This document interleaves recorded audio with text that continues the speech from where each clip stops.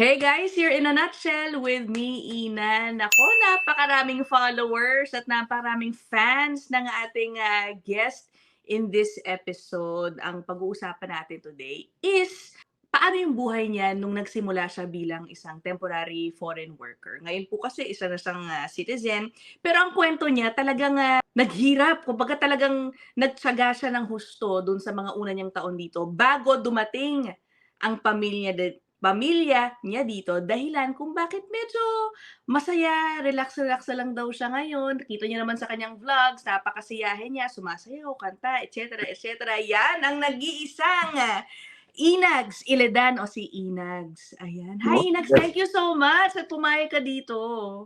Walang problema, oo naman siyempre 'no. It's my pleasure, 'yan. Yan! To talk mag-Tagalog na lang ako kasi Oo, baka wag hindi mo ko ko matuloy pag subukan. nag-English Kung ako, gusto eh, mo 'no. mag-English lang tayo, pwede rin. Kaya so siyempre masayang-masaya ako dahil yung pinapanood ko lang dati ano, ngayon, ako na pala yung ini-interview. Yan, thank you, Ayan. thank you. Okay, alam niyo actually, na-interview ko na rin si Ignaz in a way doon sa isa po naming channel, yung Spot Pinoy. Ang iniisip ko sana ayokong same yung pag-usapan natin siyempre baka sabihin nung mga Oo. followers mo, "Ano ba 'yan, pareho lang yung pinag-usapan ninyo sa Spot Pinoy tsaka dito." We Mm, will a little bit still doon sa history mo. Kasi nung iniisip ko, ano sure. bang magandang topic? Napanood ko lang yung isa mong episode, I think 2, Ano 3 ba weeks 'yan? ago. Yung sinabi ko sa intro, kasi parang meron ka yatang follower na nagsabi parang misis mo lang daw yung trabaho ng trabaho ngayon, but Ah, ikaw parang relax-relax ka lang diyan. Tapos okey. pinanood ko yon, ang maganda pala yung explanation ni Inags and I think it could be very useful sa Mm, mga temporary foreign workers ngayon o yung dadating pa lang at magiging TFW. Ang explanation ni Inags kasi, he worked extra hard dun sa ilang taon na temporary foreign worker pa siya at wala pa yung pamilya dito, 'no? Tama ba yun? O sige, ikaw na tama, ipagpatuloy mo tama, ngayon, tama. Inags, okey. Sige umpisahan ko ano yung, actually napakaganda ng tanong ni Ina. 'Yan, Yan. maraming salamat ano. So very interesting para 'to sa mga kababayan natin na Iyan. nangangarap pumunta ng Canada at yung mga nandito na 'no, bilang isang temporary foreign contract worker, Yan. 'yan. So kasi dumating ako dito nung 2008 December Hmm. 2, 2008. So kasi kaya ako napunta ng Canada, nawalan ako ng trabaho sa Pilipinas. So bago ako nakapunta ng Canada, sabi ko kasi sa sarili ko no'n 'no, hindi ko sasayangin yung bawat araw, bawat oras na nandito ako sa Canada. So unang nasa isip ko talaga is savings talaga, savings. Yeah. So sa madaling salita, nakapasok ako sa AMW Hmm. diyan sa may Spruce Grove ano. So ang per hour ko no'n ay $11. Yun yung Actually una mong ganun trabaho, Inags? dito Dito? sa Canada, Okey. food counter attendant, bale sa Okey, kitchen ka. So yun ang sweldo namin doon ay sweldo namin regular 'no, wala kaming overtime doon, eh. So sumisweldo ako ng 820, kinsenas, hindi siya okey, okey. basta 15 tsaka 30 ng buwan. Hmm. Siyempre, sabi ko sa sarili ko, hindi, actually yung 820 na yun, medyo maliit yun ano. Kasi siyempre yung perang dollar na kinikita natin dito naman natin Dito ginagastos, oo. ginagastos, eh. So at least kailangan makapagpadala ako sa family ko nagpapadala ako dun dati ano, 550 or 500. Minsan 'pag Uy, sabi niya pagka mababa nga yung yung dollar, hahabulin mo nga yun, eh. So hirap. So, pero sabi ko sa sarili ko dapat sa susunod na sweldo ko pagkatapos ko magpadala, magtatabi ako ng $500. So every month nakakaipon ako ng $500. okey, okey. Ayan, for 2 years gano'n. Tapos, may mga gusto akong bilhin na halimbawa, cellphone, hindi ko Mm. binibili talaga kasi kasi magastos, eh. Meron ka ng monthly bill sa cellphone, Mhm. so meron naman telepono, tsaka hindi ko pa kailangan nung time na yun sabi ko. So, sa madaling salita, actually may mga kasama nga ako na kada labas ng mga Apple 2 ba yun? Apple 2, Oo. Apple 3 ganyan. Ang Meron tagal sila. na talaga nun ano, oo nga, Meron okey, yung talaga mga sila, una pa oo, yung meron talaga iPhone. sila.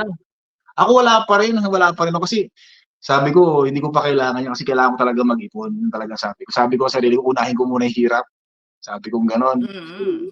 Tapos may mga damit din ako na gusto kong bilhin actually ano, kaya lang mas mabuti pang pumupunta na lang ako sa thrift shop. Sa thrift shop ako bumibili, eh. Oo. $1, mga damit, gano'n, $1, $2, gano'n. So doon ako nagkakaroon ako ng bagong damit sa thrift shop. So hindi talaga ako gumagastos talaga, 'no. Talagang ang priority ko kasi save, mag-ipon ng mag-ipon. Tsaka kasi pagdating nga yung family, inaasahan mo na siyempre darating yung panahon na kailangan mo rin, meron kang extra funds, backup money para sa parating mong pamilya, 'di ba? Eksakto. Yun talagang pinaghandaan ko.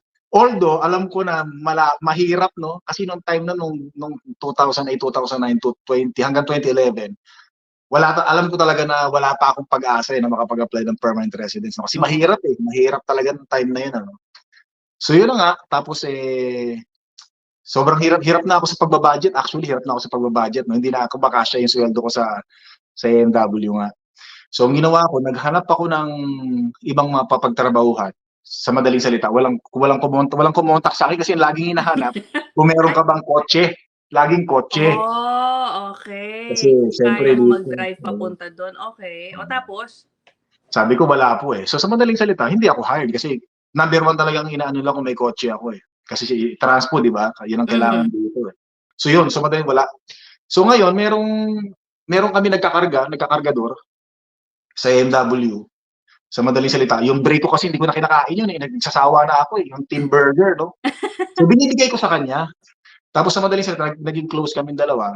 So nag-usap kami, tinanong niya ako kung anong ano ko nga, background ko, sabi ko warehouse. So sabi niya, "Warehouse pala background mo, bakit di mo subukan sa'min, sa Mhm. Gordon Foods nga." So yun, binigay ko sa kanya yung resume, sa madaling salita, nakapasok ako dahil sa kanya. Iyon. So ngayon nung nandun na ako sa Gordon Foods, lumaki na yung sweldo ko, actually, lumaki na, tsaka yung mga benefits. Oo. Overtime kasi malaking company ang Gordon Foods, eh. Overtime, lahat overtime talaga. Tapos, pero bago ako na-hire sa Gordon Foods, meron akong pinagdaanang malupit. So, Ano? in-interview ako nung HR manager at saka dalawa sila nag-interview sa'kin. Sabi nila sa'kin, hindi raw nila ako puwedeng i-hire. Oh, Kasi nga contract worker daw ako, ang kumuha raw sa'kin AMW from the Philippines. parang naka-closed permit ka, work permit. Close permit ako. Tapos, pangalawa, hindi raw nila ako puwedeng i-hire kasi nga customer nila ang AMW. So, Oh, yun ang sabi nila. Tapos pangatlo, hindi nila ako puwedeng kunin kasi wala akong sasakyan. ano ba 'yan? Tatlo ng Pang-apat pang-apat ay, parang sabi nila hindi na nila ako puwedeng kunin kasi nakatira nga raw ako sa Spruce Grove, which is malayo sa Edmonton. So yun, pero pinaghandaan ko lahat yun, Ina, 'no, ni-research ko talaga, pero sabi ko sa kanila, yan pong lahat ng tanong niyo na yan, lahat po ng tinanong niyo sa'kin, ano po yan, lahat po yan meron akong sagot. Sabi ko, unang-una bilang isang contract worker, yung sinasabi niyo na hindi niyo ako puwedeng i-hire kasi AMW ang kumuha sa'kin sa Pilipinas. Nasa batas po ng immigration na kaming mga contract worker ay puwedeng mamili ng mga employer basta bibigyan kami ng LAMIA hanggang sa makakuha kami ng work permit. Puwede po yan. Okey, Tapos, okey. pangalawa, sabi nga nila AMW nga raw is customer nila. Baka raw magalit sa kanila yung AMW, gano'n. Tapos sabi ko naman sa kanila, nasa immigration din po na wala pong ano kinalaman yon sa between relation niyo ng customer at saka ng ninyo, sabi ko gano'n. Mhm, Kasi mhm. ang pinag-uusapan natin dito ay yung karapatan namin bilang AMW, contract worker. So yun na nga, pangalawa yung sasakyan. Sabi ko kukuha agad ako sa sasakyan, tapos nilipat ako ng Edmonton sa makakuha na ako. So hindi sila naniniwala sa akin ng time na yon. So sabi nila, ang deal namin, tatawag siya sa immigration, pag totoo yung sinasabi ko, i-hire nila ako. So sa Aba, madaling salita, yun ang deal namin. Kasi ayaw na talaga nila ako i-hire, kasi ang oh, alam lang nila, sila yung kukuha sa maraming ibang bansa. conflict, oo, maraming Maraming conflict. conflict. So sa madaling salita, tinawagan nila yung immigration, yun na sinabi ng immigration na tama yung sinasabi ko. So tinawagan nila ako, sabi nila, si Inags, yung sinasabi mo sa amin tama na, hire ka na. So ngayon, magmula noon, actually nung pumunta ako sa Gordon Foods, mag-isa lang akong Pinoy na contract worker doon sa trabaho namin. Kaya hindi ko Oh, lang ako. okey. Meron akong mga nakasama doon, 4 na Pinoy, pero citizen at saka permanent residents. Kasi karamihan ng contract worker doon is mga Meksikano. Eh, di Over, ito na lumaki na sweldo mo. Malaki na, Alam mo oo, naman malaki yung na. mga kababayan natin, I mean, many people are guilty, hindi lang mga Pilipino, na kapag lumalaki ang sweldo mo, naku po, feeling mo Lumalaki mas gastos. tataas ano din, karapatan mo ng bumili Tama, ng tama. mas mga magagandang bagay, mas mahal o ano, Eksakto. gano'n ka ba? Hindi ako gano'n. Yun ang naging advantage ko 'no. Kasi nung malaki na yung sweldo ko, mga overtime, talagang grabe, Yeah, talagang sinagad ko yung overtime 'no, kasi masarap mag-ipon 'pag wala pa yung family mo rito. walang ano, Madali, oo, oo. madali kang makapag-ipon kasi babayaran mo lang bahay lang, gano'n lang, eh, insurance sasakyan mo. Ang ginawa ko nun, overtime ako ng overtime. Kasi nga mag-isa lang ako rito, eh, wala pa yung family ko, eh.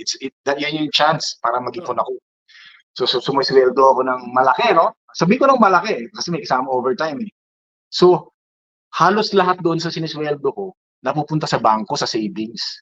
Okey. Savings talaga. Gano'n pa rin yung cellphone ko, LG ang cellphone ko, LG yung 'pag bumili ka kasi dito yung pinaka-low ano na, yung pinakamababang ano na, walang ano, eh, walang down payment, eh, 'no. Parang Okey. free cellphone, babayaran mo lang yung linya, Yung gano'n. plan na lang, okey. Gano'n lang, tapos hanggang naka-limang taon ako puro gano'n pa rin. Pero may mga kasama ako na updated sila sa ano, bago yung ano, yung cellphone, ganyan. So hindi ako nakikipagsabayan kasi ayoko, kasi ang goal ko gusto ko pagdating ng family ko rito, wala akong ipapamanang utang sa asawa ko. Yan ang gusto ko, okey. Oo, wala akong ipapamanang utang kasi alam ko 'pag nandito na ang family ko mahirap, mahirap talaga, sabi ko mahirap. Ayokong magkautang-utang, yung gusto ko yung pagdating nila rito, as in walang Oo. utang Teka talaga. muna Inag, so anong ibig can you be more specific diyan sa walang utang?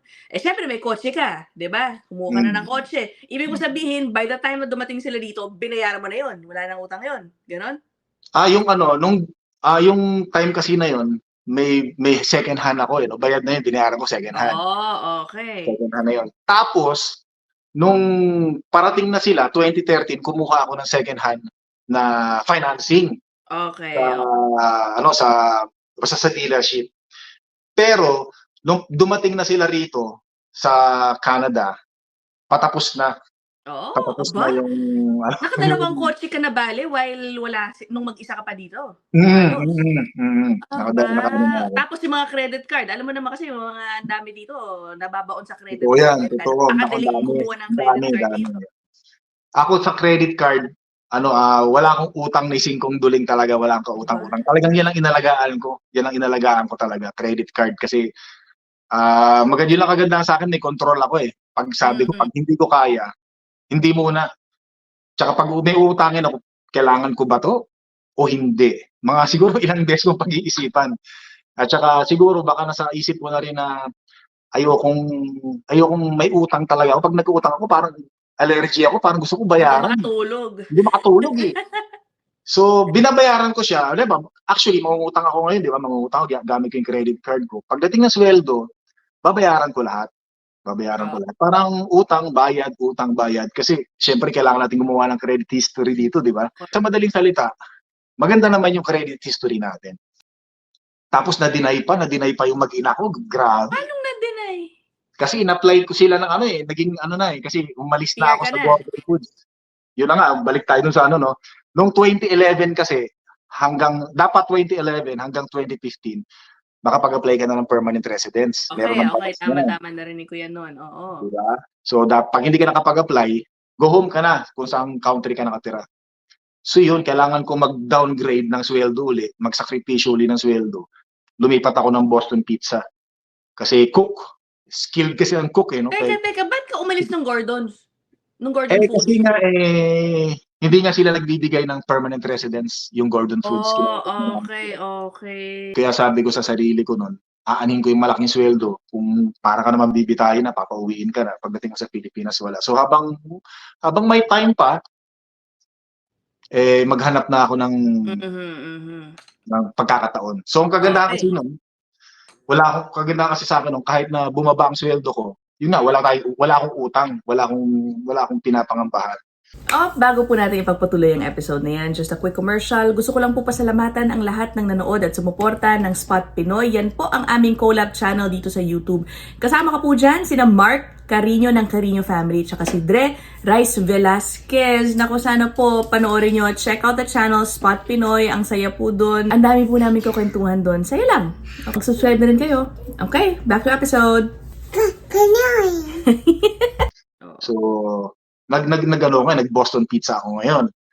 So, isang taon na lang hihintay ko para makapag-apply ng permanent residence. Tapos may bigla naman lumabas, na yung cook ay hindi nakasali sa pag-apply ng permanent residence. Pabira, Oh my gosh!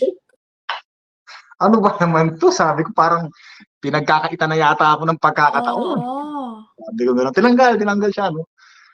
Di wala na, kumbaga parang wala na eh. Sumugal Anong taon ako. na to? Anong taon na to? Ano yan? 2013. Nako. 2013 yun. O, 2 taon na lang. 2 taon na lang. Lumipat ako sa Boston Pizza, May, June, July, August, September, na di na yung mag-ina ko. In-apply ko nga kasi skilled ako, pwede ko na silang kunin eh. Nagkaroon ng problema sa ano eh. Ang problema kasi insufficient funds daw. Oh man, ano ba yan? Kasi ganito nangyari nun eh. Meron kasi akong agent na hinire. So hindi niya sinama kasi may ipon nga ako sa bangko eh. Hindi na sinama yung certificate ng savings sa bangko. Sabi ko bakit hindi natin sasama? Oo. Tapos ang sabi niya, hindi okay na yung work permit mo. Sabi ko hindi kasi alam ko dapat kasama to, nasa ano yun, nabasa ko eh. So sa madaling salita, hindi sinama. Denied. Yun ang nangyari na denied. So wala, sabi ko sayang kaya nga ako nag-iipon para ma-issue ko sa government ng Canada na kaya kong tustusan yung family ko rito. Oo. O paano how did you work around that? Paano kailan mo ulit sila in-apply? In-apply ko ulit yung misis ko na lang, na denied ulit. Ano ba yan? Denied ulit. Tapos sabi ko, hindi na, ganito na lang. Sabi ko, ako na lang ang gagawa ng application ko sa permanent residence para sigurado. Yun, ako gumawa, talagang ginawa ko. In-apply ko yung mag-ina ko, di na ako gumamit ng agent kasi magbabayad ka pa eh, ako kaya ko namang gawin. So sa madaling salita, DIY. So sa madaling salita, na-approve na yung namin March 2015. Sakto. Oh my gosh. So ito na ngayon ang maganda. Oh. So nung susunduin ko na sila, syempre dito na lalabas yung mga gastusin eh. Syempre, di ba? Okay. Magaling mo yung family yun. Eto ngayon. So doon ko na kinuha yung mga ipon ko. Actually, nakapag-ipon ako ng nakapag-ipon ako ng 50,000 Canadian dollars. Oh, wow! Oy, diba? Saka way back then, malaki-laki na, ang laki pa nun. Syempre. And by the way, for those who might not be aware, si Inags ay nasa Edmonton, Alberta. Okay, mas mababa ang cost of living dyan kumpara sa busier areas, kunyari dito po sa Greater Toronto area at sa Vancouver. So ayun, wow, okay. So yun na. So, may budget. May bala na. Ito na, sinundo ko na sila.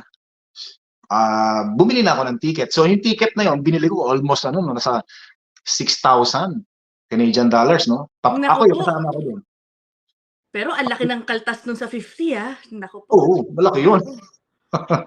So papunta ako doon, tapos pabalik kami, yan na. Bali, 6,000.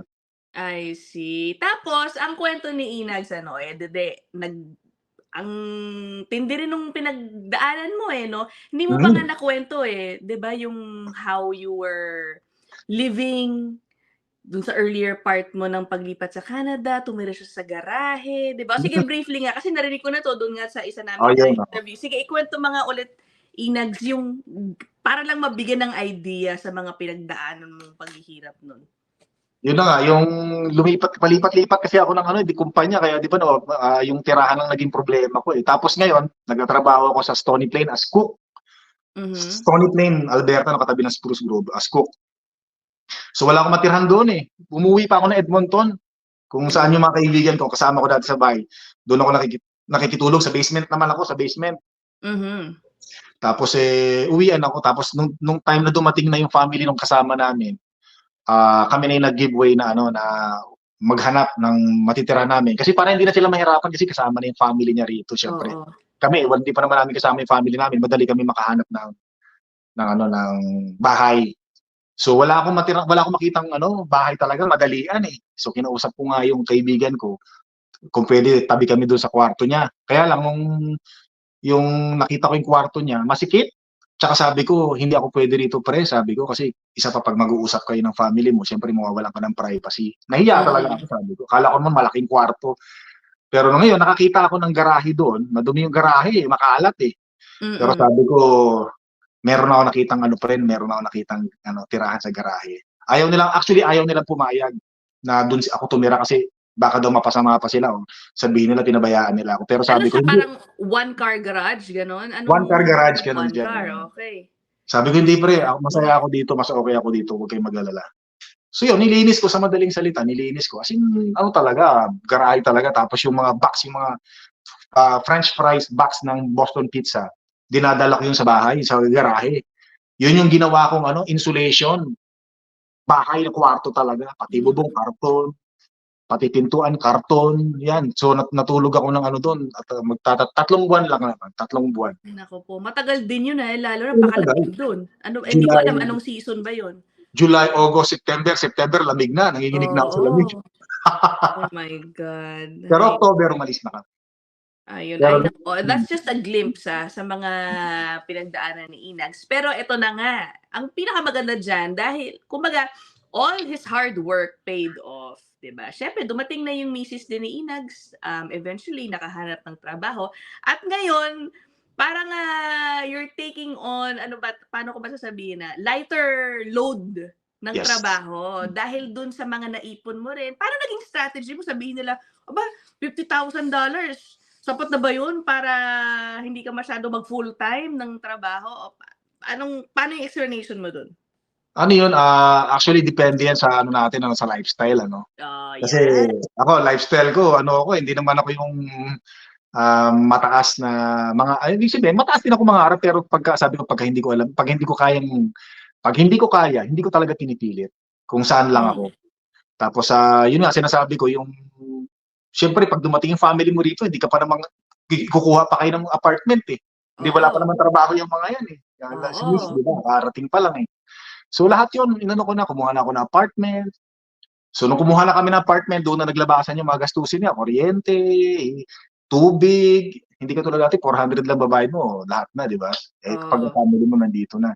Tapos yun na nga, ganun pa rin, pag sumisweldo kami, so I make sure talaga na merong talaga na itatabi. Yan, tapos hanggang sa sabi ko eh, pag nag 32 hours ako sa trabaho ko, kahit wala akong overtime, kakayanin ko yung gastusin ko, sabi ko Oo. gano'n. So, at the Okey. age of 41 years old, magte-10 years na, ano. Ayan. Magte-10 years na, nagte-32 hours ako na hanggang ngayon. So, hanggang ngayon okey naman. Wow, Okey talaga? naman, 10 years, 32 hours. 10 years na hindi ako before nag-overtime din ako. Siyempre kailangan ko makisama sa mga supervisor kahit papaano.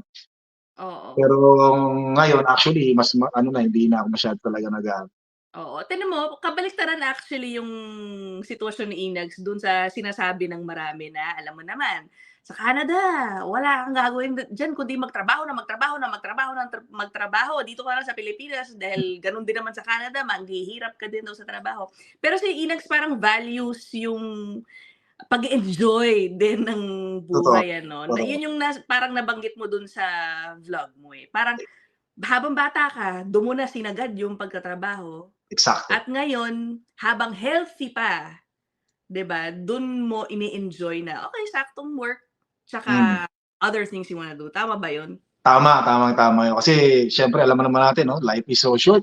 Oo Tsaka naman. ayoko yung nagkakaedad na trabaho pa rin ng trabaho para lang meron tayong maipambayad sa mga kinuha natin na mga gamit ano. Ayoko sabihing Mm. luho, eh, basta gamit ganyan ano. Baka So, tanungin nila, Inags, ikaw 2 hours, si misis kasi na nakwento niya dun sa episode ano, ah, gusto naman magtrabaho lagi, 'di ba? Parang six mm, days a week mag-work, tsaka long mm, hours, but she mm. enjoys what she's doing, yun namang talagang pinakamahalaga dun. So, Ah, so be it. Baka sabihin nila, "So, Is your income enough to provide for all your needs? Komportable ba? Hindi kayo naghihingalo? Baka paycheck to paycheck, yan ang isang issue din ng mga tao dito sa Canada. Napakagandang tanong yan, ano. So Oo. actually, maganda yung tanong ni Ina, no. Yun nga rin gusto kong sabihin, ano. Mm. Baka ikaw pasarap ka lang diyan, Ines, na batugan ka naman, yung asawa mo kayod ng kayod, ikaw Oo, oo. matawa-tawa ka lang. So ganun nga maganda, no, nabanggit ko nga. So sabi ko nga dun sa vlog ko, baka yun nga rin ang iniisip niyo na Mm. kaya ako nagte-32 hours kasi meron akong inaasahan. Oo, So hindi naman, oo. in-explain ko nga, sabi ko, hindi kasi ang nagbabayad ng bahay ako. Ang Mm. binabayaran ko sa bahay, kasama, kasi ngayon tumaas na Dati 1.6 lang kasama na yung property tax, no? Ngayon, tumaas na. So naging 1,830 yata, isang buwan. Ako Oo. nagbabayad noon. Tapos yung internet, ako din nagbabayad. Car insurance ko, ako nagbabayad. Okey. Yung Just Energy, yung kuryente, pag winter, di ba? Naku, oo, mabigat Malaki yan. bilhin yan, oo. Nasa 450 binabayaran ko buwan-buwan. Tapos house insurance, ako din. So malaki-malaki nagagastos ko kasi hati kami ni Mahal na Reyna, no. So si Mahal na Reyna, yung asawa ko, groceries, Oo, yung life insurance namin, yung telepono namin, yan. ano pa ba? Hindi ko alam. Basta ganun, yung nabanggit ko na binabayaran ko, ako nagbabayad doon. So tatanungin nila siguro, bakit napapagkasya mo ba yung 1,500? Kasya po, ano. So yung Oo, 1,500 na yun, bi-weekly yun, ano. So bali 3,000 sa isang buwan. oo, At ang ayan. maganda nun, meron pa ako naitatabi kahit yun ang sinesweldo ko. Oh, 'di o kaya o 'di okey pa alam mo depende talaga yan, sa Sa lifestyle. lifestyle mo, spending habits mo, ayun kanya-kanya lang yan. Sa kanila nagwo-workout, eto Inags naalala ko, ano ba yan ang bilis ng oras, magkakalahating oras na agad tayo. Ano ba 'to, kanina sa earlier part nabanggit mo na nakikita mo nung mga panahon na yun, earlier times na Mm. yung mga kasamahan mo, bilihan ng cellphone, upgrade ng cellphone, lagi ganito, ganyan. Ako, I'm curious, nakikausap mo pa ba sila ngayon? Ano, nako-compare mo ba kung, sulit ba yung tinatyaga mo dati na hindi ka nakikisabay sa trend, hindi mo ginagaya yung spending habits nila noon? Napakalaki, grabe napakalaki. Totoo. Sobrang laki ano. Actually, lubog sila sa utang hanggang ngayon ano. Yun na nga, Actually nung dumating nga yung family nila, may utang na sila rito. So siyempre, nung kinuha na nila yung family nila sa Pilipinas, inutang din nila yon sa credit card, yung pamasahe. Yun na nga, eh. So pagdating dito, siyempre, kumuha ng mga brand new sasakyan, which is wala naman ako doon. Kumbaga, Kasi yun siyempre lang gusto nila. ang marami kasing gusto, "Naku, dumating na yung pamilya ko dito, dapat paramdam ko sa kanila na magandang kotse ang bibilhin." Baka mga Sakto. gano'n ang mentality, eh. Yun ang doon sila parang may bitag yan, para kang mabibitag Alam mo, pinakita mo, bumili ka ng magagarang sasakyan, Mhm, mhm. pagdudusahan natin yan kasi siyempre bigla Pagdating Oo, ng family mo rito, wala pang trabaho yan Kasi yung iba, pagdating ng family rito, hindi nila alam na yung mga gastusin, diyan na lalabas, diyan na mag-uumpisang correct. lumabas. Pagkuha Oo, mo ng apartment, lalabas na yung kuryente, tubig, lahat, yung mga pagkain nyo, naku, medyo correct. mag-a-adjust talaga. Yun yung Oo, mga naano ko yun yung mga na-notice ko talaga dito na correct. na ano na kaya hanggang ngayon parang hirap pa rin, trabaho pa rin ng trabaho. Yun na Hindi katulad ni Inags, 10 years na siyang 2 hours 'no, ang sarap naman ng buhay samantalang yung iba 2, 3 jobs, 'di ba? yun lang, kaya lagi ko sinasabi sa kanila na ngayon sinasabi ko binibiro-biro lang gano'n sabi ko, inuna ko kasi ang hirap kaya ito habang buhay ako nagpapasarap yun. Ayan, 'yan ang tama. Tignan mo ngayon vlog-vlog na lang, Marami akong oras sa kape-kape sa tangan. umaga, 'di ba? Yan ang mga laging nakikita ko diyan sa, mga content ni Ina. Salamat. Ay naku, ang bilis ng oras, ano ba Oo 'yun? nga, ang bilis ano? Kalahating oras na. Thank you so much, Inags, Mm. for sharing your story. Ni hindi ko napag-usapan yung pagva-vlog. Ano ba 'yan? Marami pa namang oras, marami pang time. Just let me know. Message mo lang Yan! ako. Sinabi mo na 'yan, Oo, Tapos magkakaroon tayo anytime. ng episode na Inglesan lang tayo. Gusto ko nun. Baka walang maintindihan yung mga viewers. But that's it for this episode. Thank you again, Inag. So we'll see you guys in the next one. Bye! Bye-bye na.